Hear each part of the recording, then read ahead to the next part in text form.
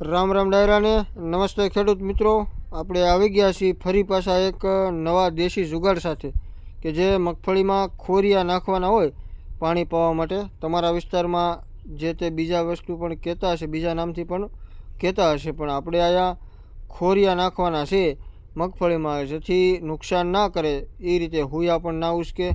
તો આ બે પતરા છે જે કેની ટાઈપ જ આવે પણ નાના પતરા છે કે જેનાથી સનેડો હાલ્યો જાય, વસાળે એક શાહ પડ્યો રહે અને બે બાજુ પાળી સડતી જાય કે જેથી ખોરિયામાં પાણી સરસ રીતે જાય.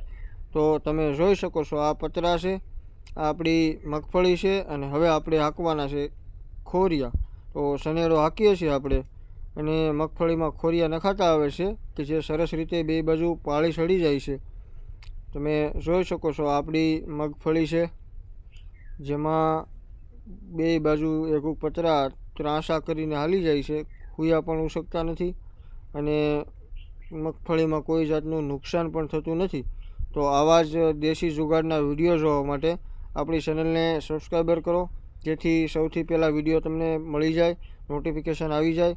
તો લાઈક કરો, શેર કરો અને સબસ્ક્રાઈબ કરો. જય જવાન, જય કિસાન.